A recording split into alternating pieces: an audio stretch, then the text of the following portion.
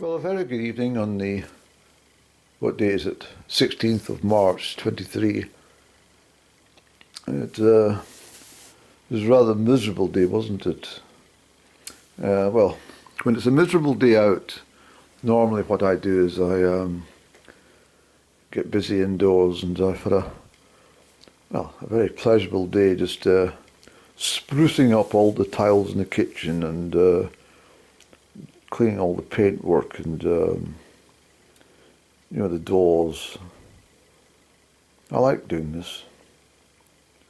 I like the seeing the tiles gleaming, and I like the order.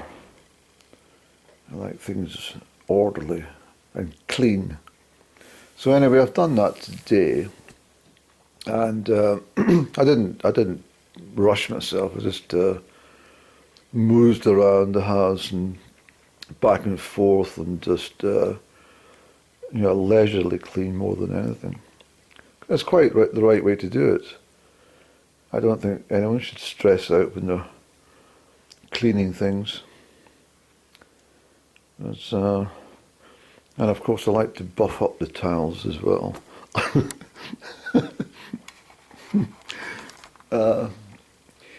You know what I was doing? I was actually sitting there just a short while back.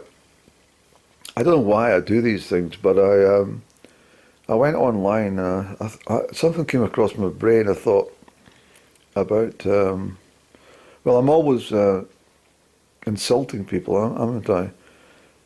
In a general sense, not individuals, but just generally. I thought to myself, I wonder how capable I would be on passing, for example, a Scottish Qualifications Authority, SQA, history examination. So I looked up last year's model, the papers, as you said, and I couldn't believe it. You only need to answer one question. Well, one segment of, I think it was 4 questions altogether. Yes, 10 points, 8 points, 8 points, and 10 points. In order to gain 36 points. And it wasn't even like a whole range of historical stuff. It was just one area. You only chose, if my mind serves me correctly, four choice areas. It was either the Reformation, or it was back to William Walder's days. The death of Alexander the Third, and March 1286, blah blah blah, and the fight for the crown by Robert the Bruce and his John Balliol and stuff. I thought, well, I could have just sat there and answered the whole bloody lot and got 36 points. If I'd chosen that segment, because it was fairly obvious you chose that or the other ones. I can't remember the other one. I wasn't looking at them too closely. I just scanned it over. But so my point being is, I wonder. Okay, these are aimed at 16 or 17-year-old, and their mind capacity, as I was when I was that age, it wasn't so great and expansive for understanding everything that was written. But nevertheless, your memory retention was much better when you were 16 or 17. So if you paid attention or you read something, there's much greater chance you're remembering it. Which is less so when you get older. You have to read it a couple of times to absorb. Not always, but you know what I mean. So I thought to myself that how easy was that? And that was just one examination. So I had to look at the chemistry, higher chemistry, Yes, it was a little bit more difficult. But what I couldn't understand is like just about every single question was about, and I'm not joking here, it was about tomatoes, it was about oranges, it was about olive oil, which I've recently talked about. It was about something to do with the iodine content in olive oil. And palm oil, which is a favourite thing by manufacturers to stick it in everything from biscuits to bread to soup, or it's just about anything. That's what makes people, gain weight so quickly. Enormous weight. But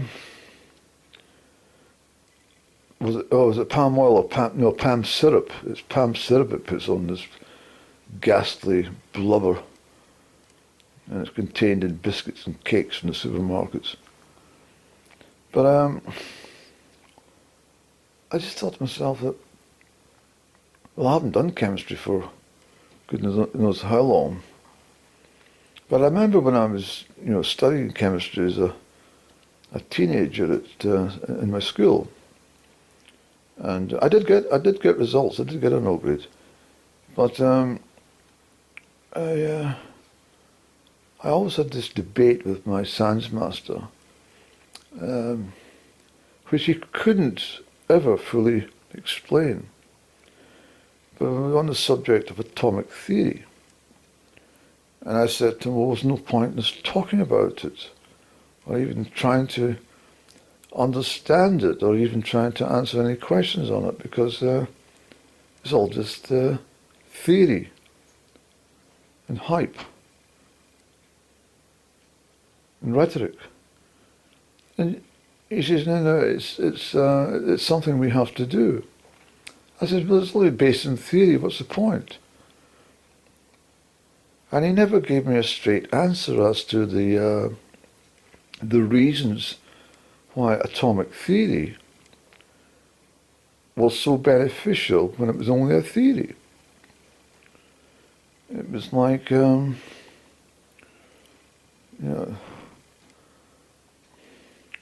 me think of a theory. Hold on, to get a sip of tea while I think of my theory.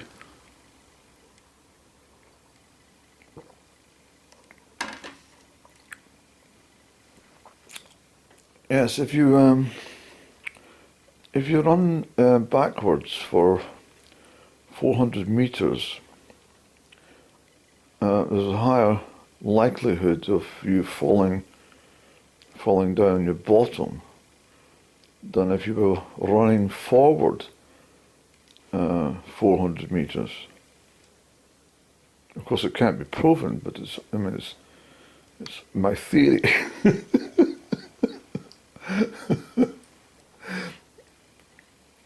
I definitely think that is the case.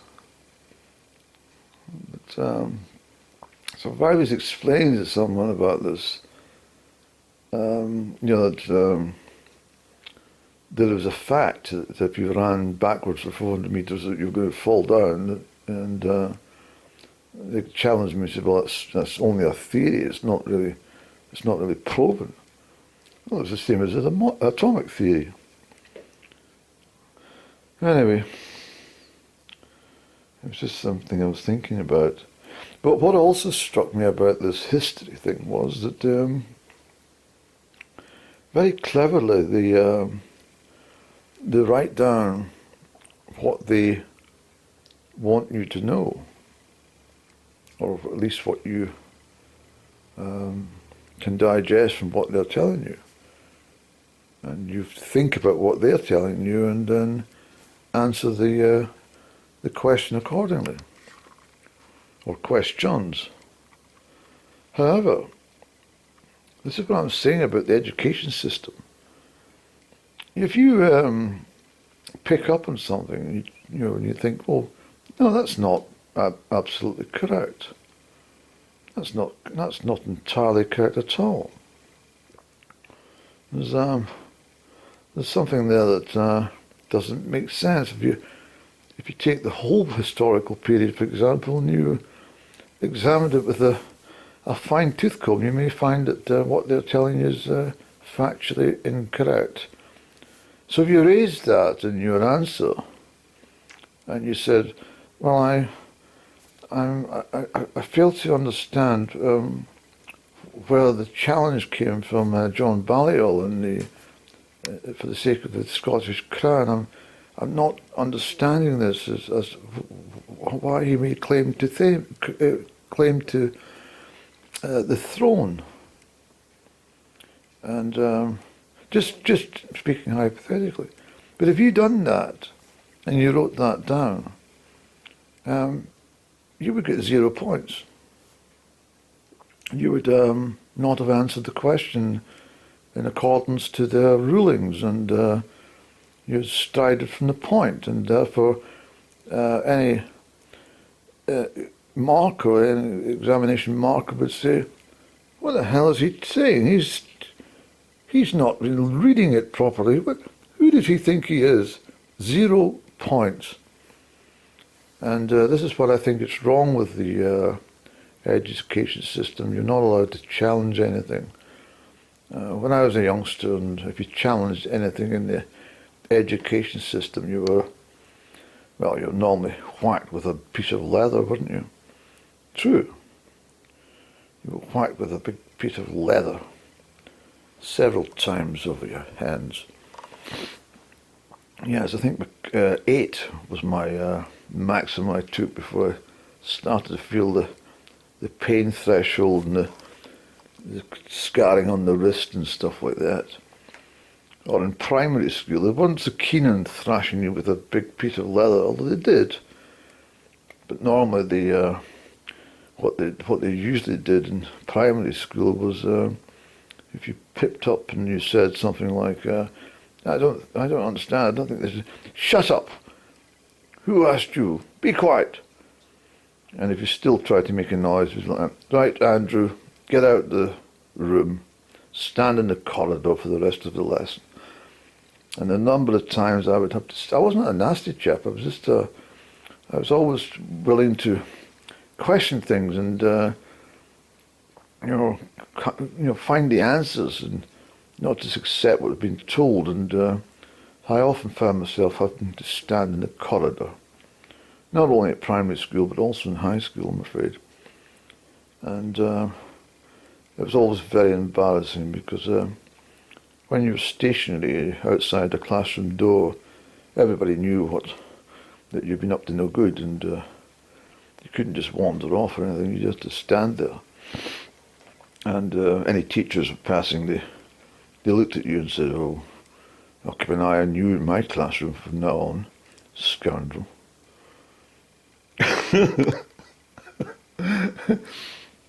But hopefully I'm making myself a wee bit clear here about what I'm talking about.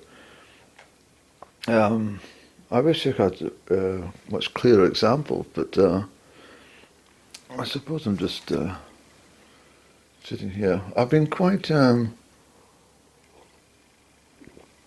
excuse me,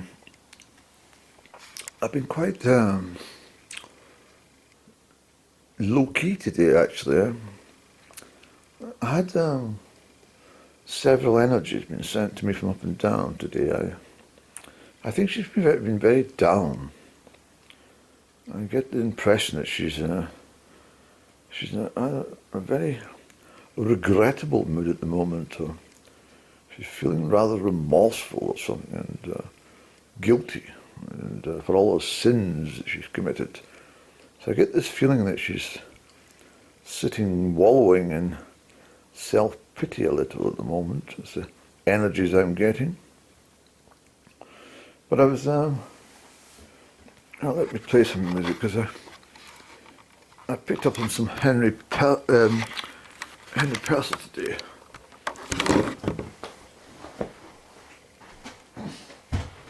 Oh yeah. I'll play from the start.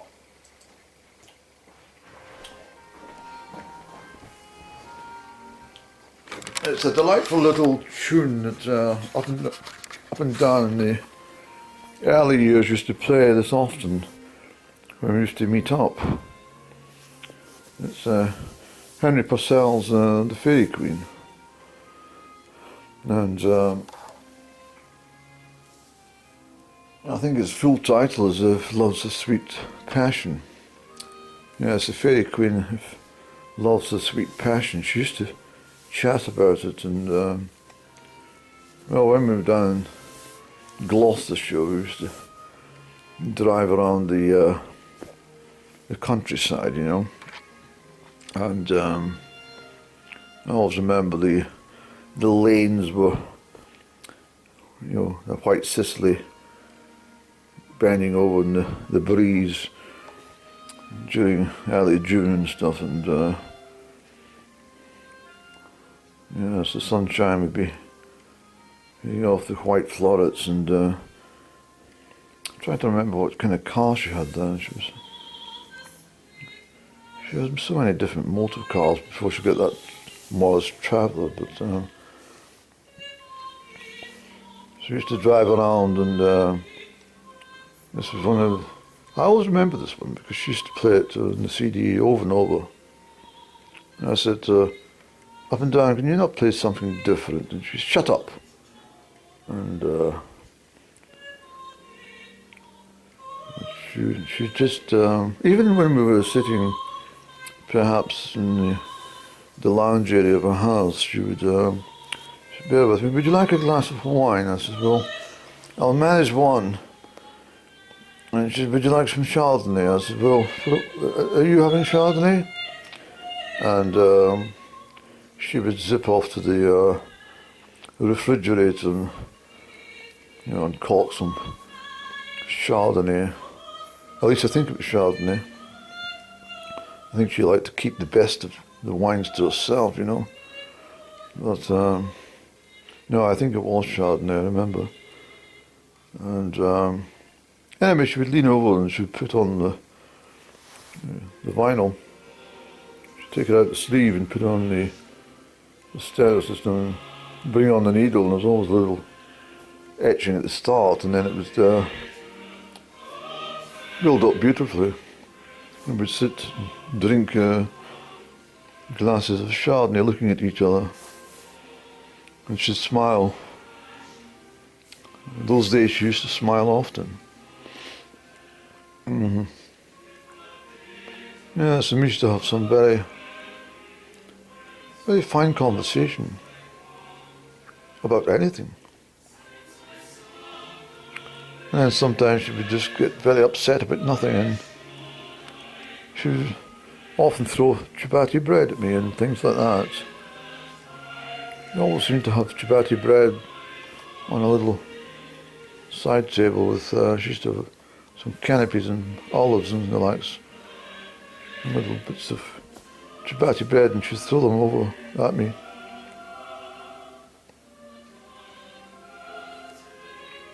Very strange girl she was. Very intelligent girl, very beautiful girl, I have to say, but something, after she invested in crude oil and she made some terrible investments based on the advice of those fake friends of hers, she went downhill rapidly, I'm afraid. I think she regrets ever taking that advice. And they talk often behind her back and stuff. I know that much. Even to this day. It's terrible. So, second-hand news is always springing from that door. But, yes.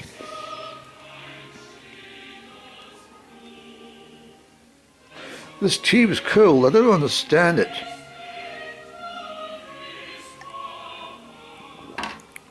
Maybe they should put that bloody chemistry question.